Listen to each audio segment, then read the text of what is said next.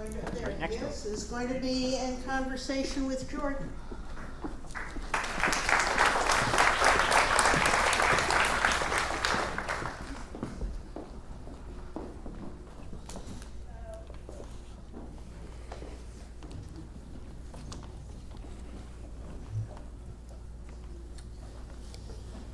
So good morning again. Yesterday I had the distinct pleasure of meeting Jordan up at McDaniel College, and I couldn't help but think about the fact that when I graduated from then Western Maryland College back in 1977, the campus didn't look the way it does today, and I don't mean the structures or the landmarks, but the composition of the student body. And just walking along the campus and being a part of the social work department, I see the diversity that has been developed there.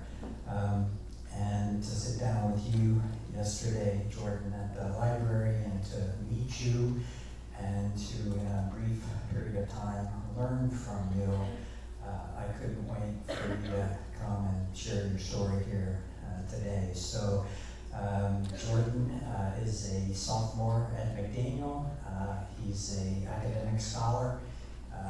He's a football player, played at Randallstown High School, and again at McDaniel. And he's involved in a number of activities on campus, one of which is the choral group there, if I'm not mistaken. So join me in welcoming Jordan. Just want to say thank you, Gary, for that great introduction. I want to say a special thank you to CCRE for allowing me to participate in this great conference. I already love the vibe of it. I love the conversations that we're having. Special thank you to Mr. Jose Moreno, who is in the back, who works in the Office of Diversity and Inclusion at McDaniel College, kind of facilitated this and allowing me to come to speak to you all today. As Gary alluded to, I graduated from Randallstown High School. I'm originally from Randallstown, Maryland, graduated from a school that was 98% black, and making the transition from going to a school that was 98% black to now, I believe, 72% white at McDaniel College was something that I definitely had to get used to. As Gary also alluded to, I was a football player. I'm a former football player, so I no longer play football. I made the bold decision to quit playing football about a couple months ago, midway into my sophomore year. Previously, I had played football from the age 9 to age 18. It's something that has been a big part of my life, but I decided to step away from the game because of all of the other things that I'm doing. For those of you who aren't aware, I'm a motivational speaker. I've been doing this for the past 3.5 years. I travel to high schools, middle schools, and leadership conferences and talk to students about leadership development and the importance of valuing your academics.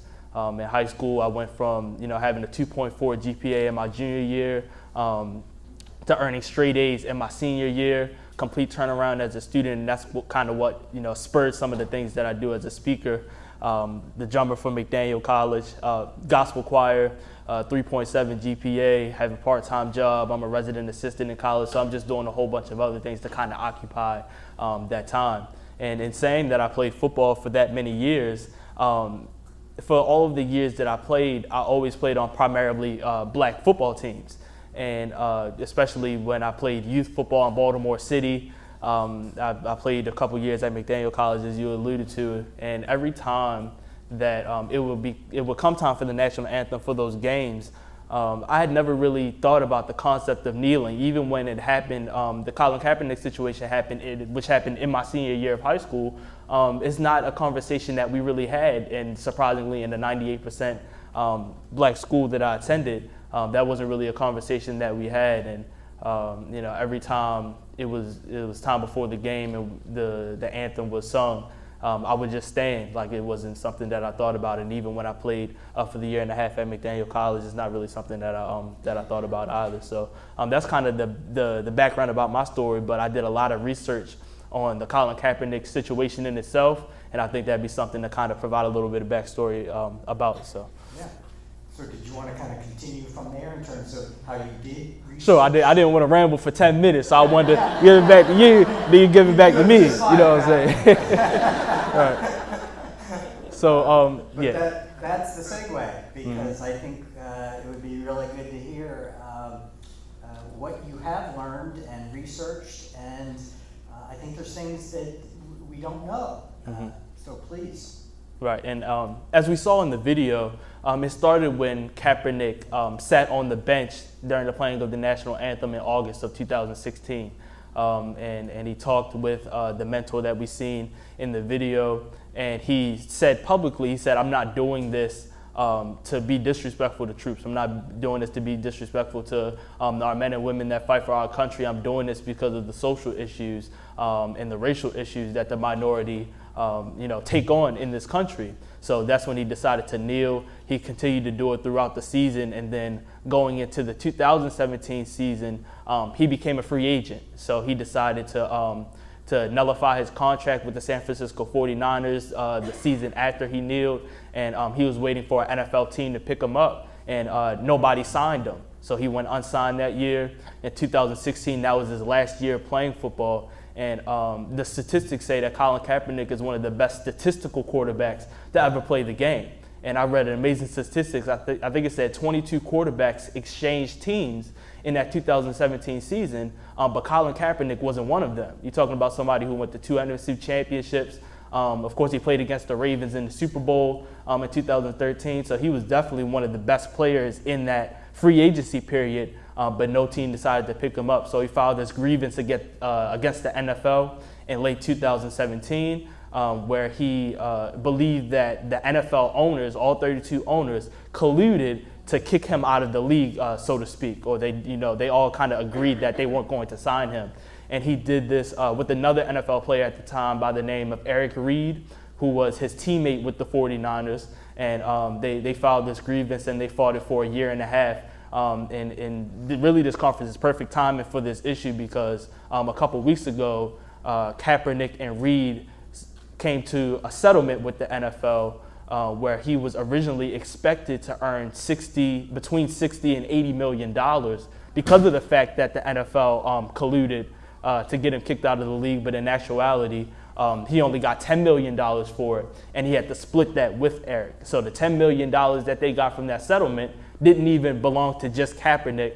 He had to split that. And one thing that I've been thinking about the past couple of weeks is like, man, to fight that hard for a year and a half and to only get $10 million from it, where $10 million wouldn't even be the amount that he would get as an NFL player in a year, would actually be less than he would be making if he was in the league right now, was just very astonishing to me. And of course, they're not allowed to disclose all of the information that happened in that meeting, but I would be more than happy to learn more information about what was talked about in that meeting, whether there's going to be any policy changes in the NFL moving forward, because really that's what he was pushing for. He wasn't trying to, it's never an issue with Colin Kaepernick against the NFL. He's not fighting against the NFL. He's fighting more so for the social justice issues and what standing for the flag means, but instead of fighting, against the NFL. So let's segue to what all this means for you personally. Mm-hmm. Your thoughts and your opinions, and how it's in any way kind of moved you. Right. So I definitely feel as though not only professional athletes, but athletes in all forms should have the freedom of expression when it comes to the national anthem. And I think it's ironic how in our country we had this freedom of speech and this freedom of expression, but whenever we express ourselves freely, especially minorities, it becomes an issue. And if you look in professional sports, especially at the quarterback position in the NFL, it's one of those positions where everybody wants this big, strong quarterback who's confident, who exudes this leadership and who is outspoken, but they only want it in the confines of the game. So whenever you translate that to social issues, whenever you speak openly and you're confident about a controversial topic in America, they don't want you to portray those certain traits outside of the game of football, they kind of want to box you into the sport and, kind of make you be representative of that only in the field of play. So I definitely feel like NFL players should have the right to kneel, and they should keep doing so until this issue is resolved and until we make, measurable progress in solving some of these social issues. So Jordan, I didn't tell you I was going to ask you this, but I'm going to ask you anyway. It's all good. I'm ready. Let's do it. So you said to us that you've kind of taken a step back from playing football at this time. But it's pretty evident that you're exerting your leadership in a lot of other areas of the campus community. And I'm just wondering how you think that you can make an influence in these other areas of your life that you're pursuing, and in terms of what you're looking at in the future. What's your major again? I'm sorry. Right, I'm a communication major at McDaniel. Yeah. So your future, what you're doing now? Sure. So for those of you who are probably thinking, what is Jordan in school for? I'm currently studying communications to become a communication professor at a Research 1 level. Like I said, I'm also a motivational speaker who is passionate about entrepreneurship. So I plan to start multiple businesses alongside my speaking business. And if you want to check me out, you can visit shameless plug, right, jdspeaks.com, where I do, a lot of my motivational speaking stuff. But just continue to use my gift. I really feel like this was my calling. Ever since I've been in high school, people were saying, man, like you sound like a pastor. You should preach. You're always, positive and encouraging people. And, I competed in a public speaking competition in my senior year of high school. And it wasn't just the fact that I did well in the competition, but it was the fact that I was impacting people's lives. And after I finished speaking, people left motivated, people left inspired. And I realized that my story is a testament, and it's something that I could use to impact other people. So just to continue to operate in my gift, I've had several speaking engagements at McDaniel College where I've spoken to incoming freshmen about how to make the transition from high school to college. Even my graduating seniors, I've spoken to some of them about just being motivated, being confident going into the workforce, and how to keep your work ethic. So. I want some of that energy. Okay, yeah. All right. So we're going to move to some closing comments. You wanted to share a little bit more about the movement and the Know My Rights, Sure, which really has kind of been the next chapter with Kaepernick and the work that he's been doing. Sure. So as Ebony alluded to earlier in the conference, Colin Kaepernick has done a lot as far as creating this social change. And it's not only him, as like Ebony alluded to again, there's a lot of NFL players that are doing this.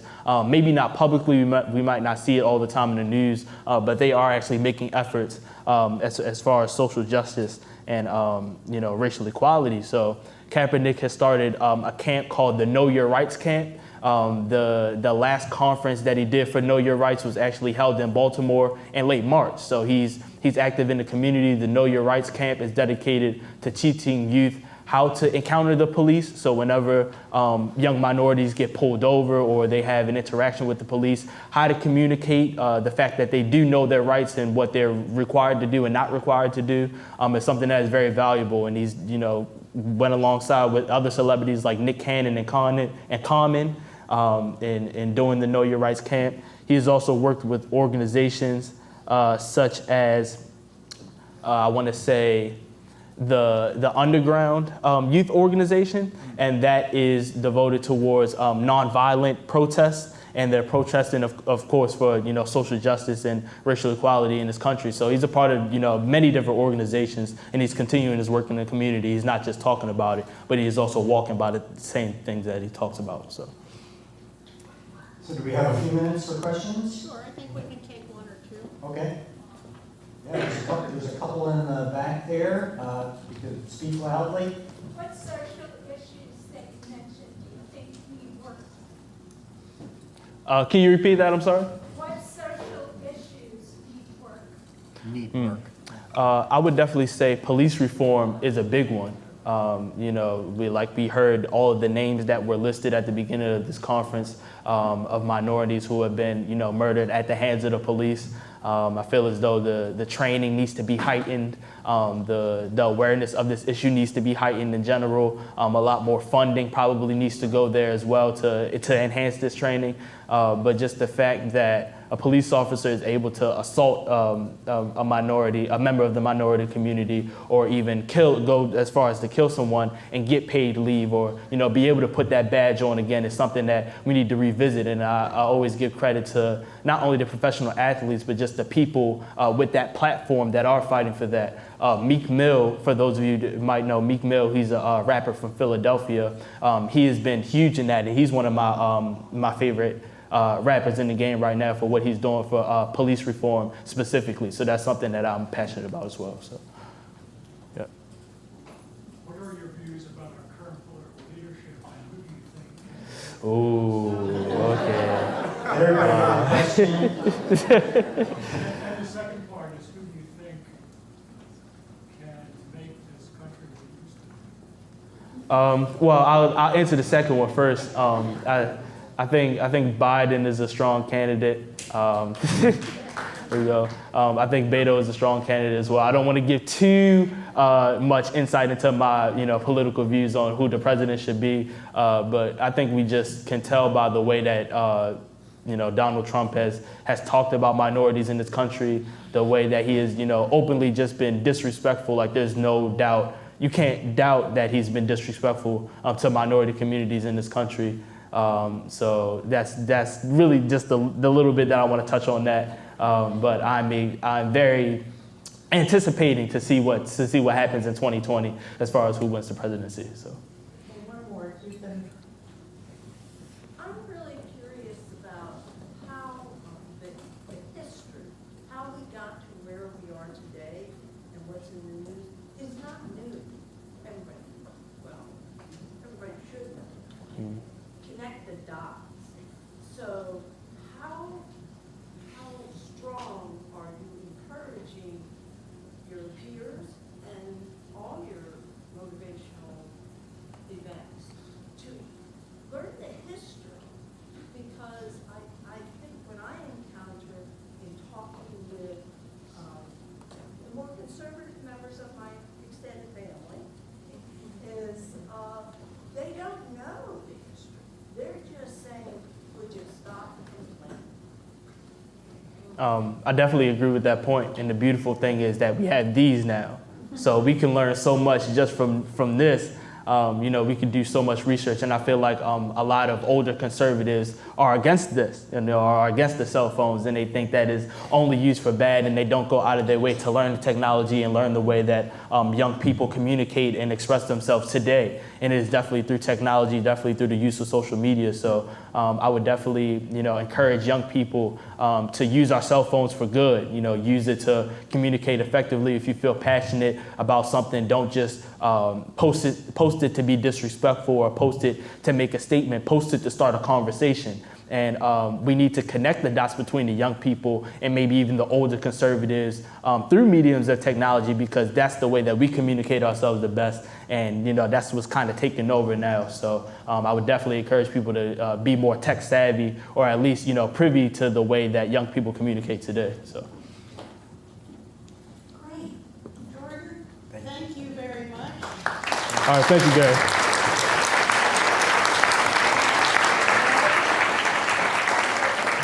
I tell you, as a faculty member at McDaniel, I am so proud of you, Jordan. Yeah, thank you so much. Here you go, sir. All right. Thank you. For you. Oh, man. Thank you. Appreciate it. These are our students. Yeah.